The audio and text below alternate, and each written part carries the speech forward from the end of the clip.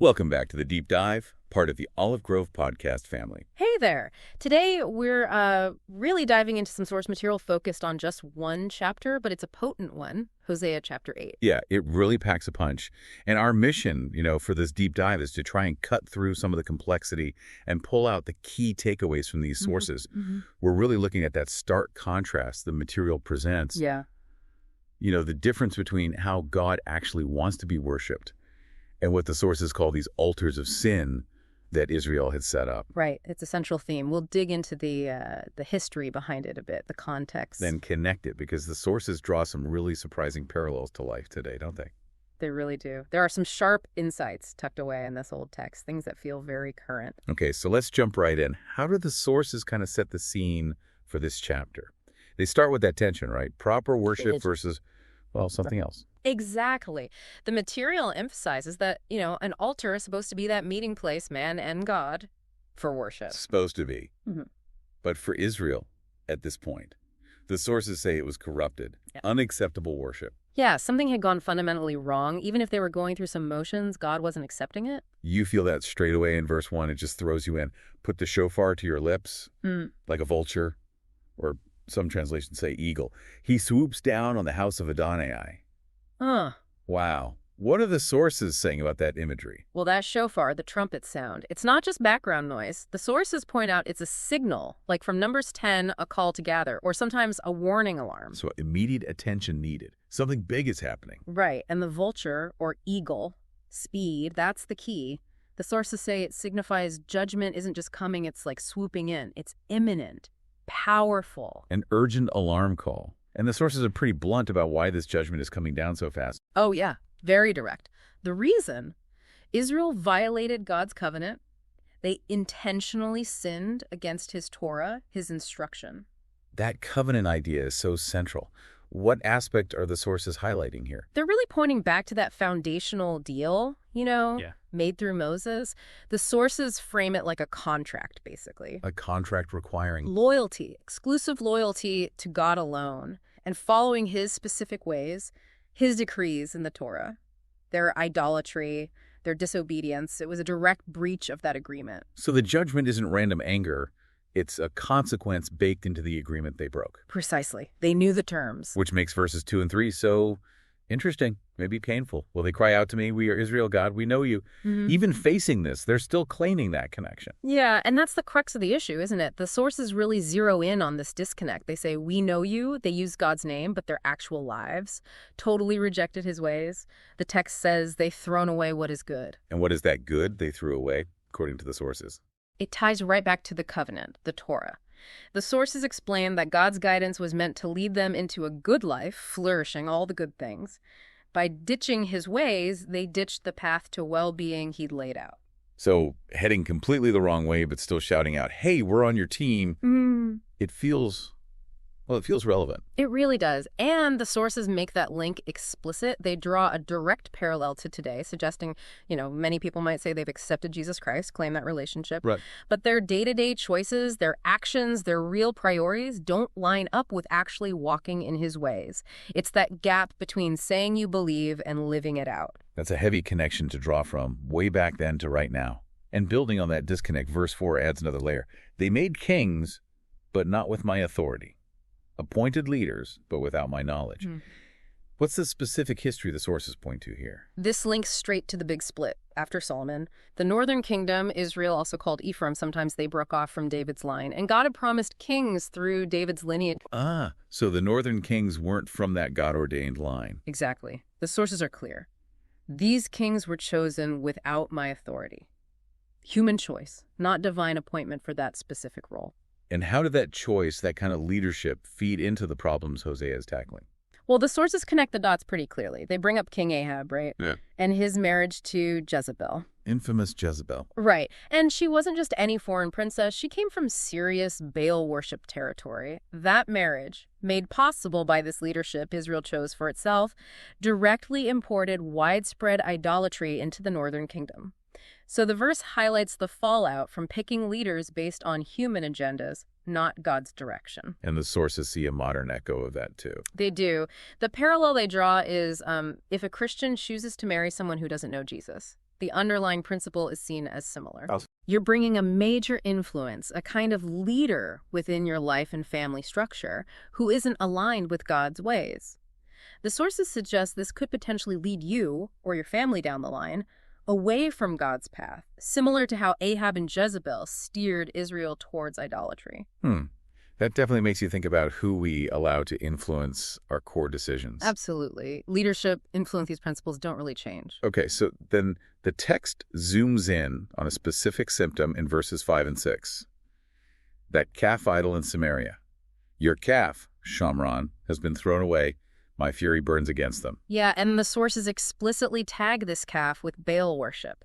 It confirms that link we just talked about, Ahab, Jezebel, leading Israel into worshiping these specific idols like this calf. Right. Now, obviously, most of us don't have literal golden calves in our living rooms today, but the material uses this to push us a bit, doesn't it? It does. It basically asks the question directly. Okay, maybe not a calf, but is there something else? Something we've put up on a pedestal in our hearts, given the place that only God should have? What are we really worshiping? What gets our ultimate loyalty, our trust? Exactly. It turns the critique inward.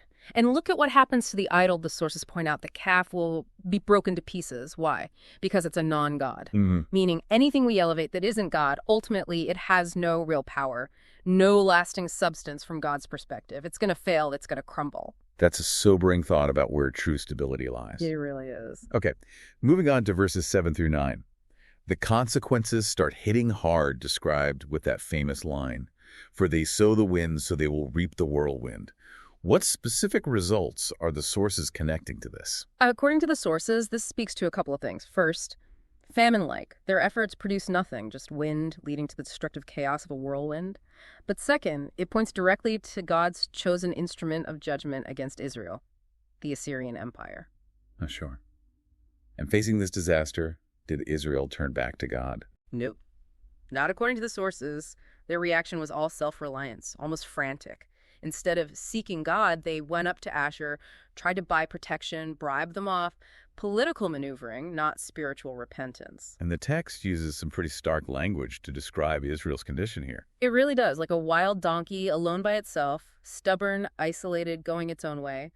Ephraim, meaning Israel, is pictured bargaining for lovers, trying to cut deals with foreign powers for security instead of trusting God. And being swallowed up. Yeah. Like a vessel nobody wants. Yeah, the sources see that as Israel losing its distinctiveness, just becoming like the nations around it, no longer set apart for God's purpose, like an object that's lost its unique value or use. And this idea of being swallowed up, losing that distinctiveness, the sources link that to believers today too. Oh, definitely. The parallel drawn is that Christians are called to be different, you know? Not just blend in, adopt the world's values and ways until you can't tell the difference. If we get swallowed up, we risk losing our unique purpose as God's people, becoming ineffective witnesses like that useless vessel. So being different isn't about hiding away in a compound somewhere. No, and the sources are careful to clarify that. It's not about total withdrawal like a cult.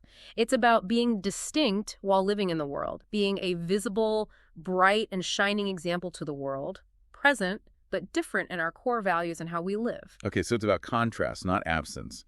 Being a clear alternative. Exactly, a witness. Okay, so Israel's trying to bargain with Assyria, but verse 10 has God saying, "Now I will round them up." What's going on there? The sources interpret this as God stepping in to show them where true help lies. Because they look to foreign powers instead of him, God's gonna, well, let the consequences play out. He'll round them up using Assyria, demonstrating powerfully that he is the only real provider, the only reliable security. And the result of relying on those other kings and leaders. They're gonna feel the burden, the sources say. The alliances they thought would save them will actually become oppressive. Their self-made safety net is gonna fail and weigh them down. This leads us right into verses 11 and 12, which feel like a real core statement. For Ephraim keeps building altars for sin. Yes, altars are sinful for him. How can an altar, a place for worship, actually be for sin? This is such a key point, and the sources really unpack it. The issue isn't the stone or the structure itself, it's how and why they were using these altars. They were trying to worship God, yes, but using man's traditions, their own methods, instead of the way God had prescribed in the covenant. So it's about substituting human ideas for God's instructions in how we approach him. Precisely. And the sources apply this directly to today. They state pretty bluntly that many religious gatherings or practices now might do things that directly contradict the Word of God, Even if they look like worship.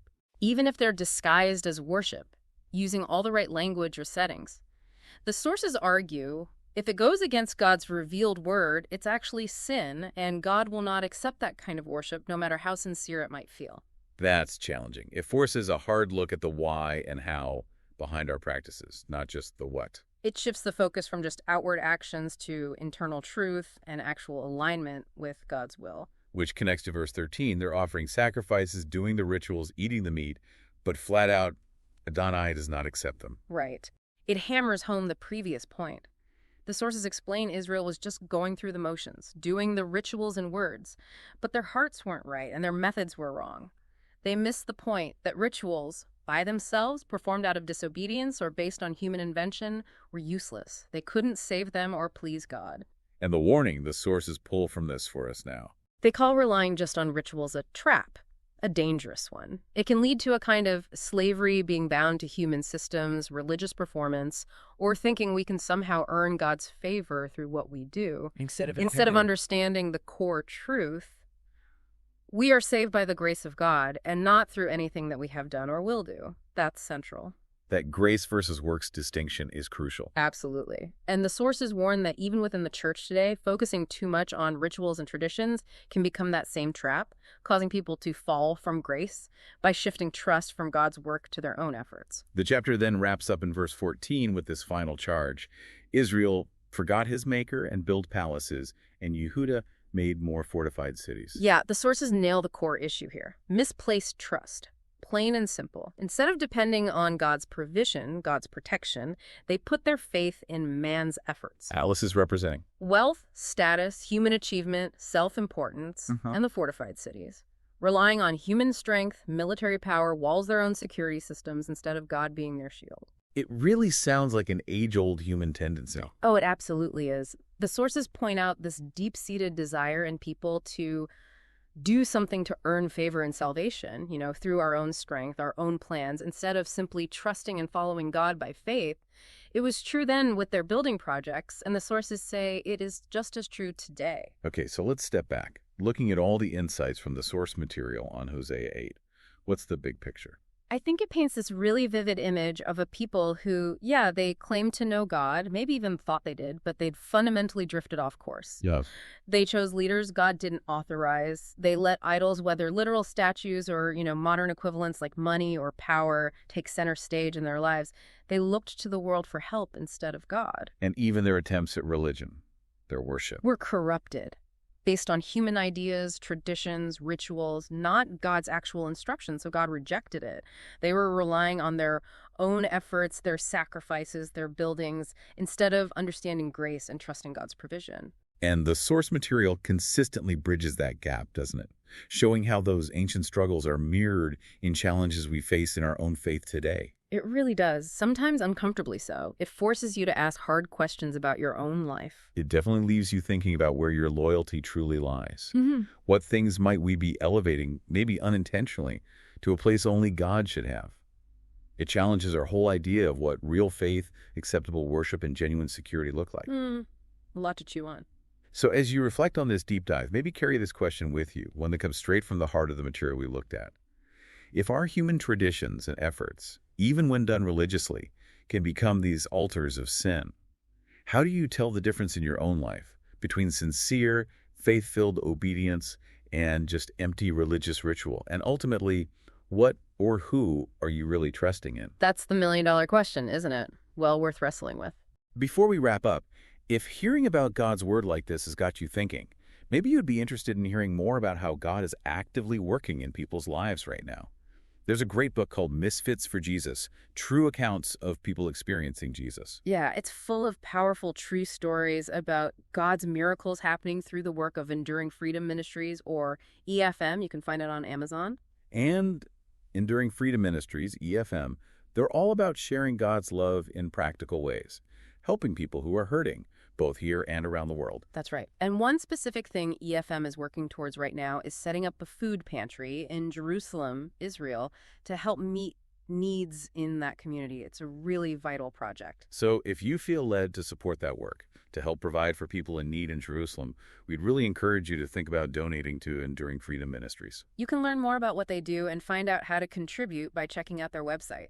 Every little bit helps make a difference. Well, thank you for joining us on this deep dive today. And hey, don't forget to subscribe to the Olive Grow podcast on YouTube so you don't miss our future discussions.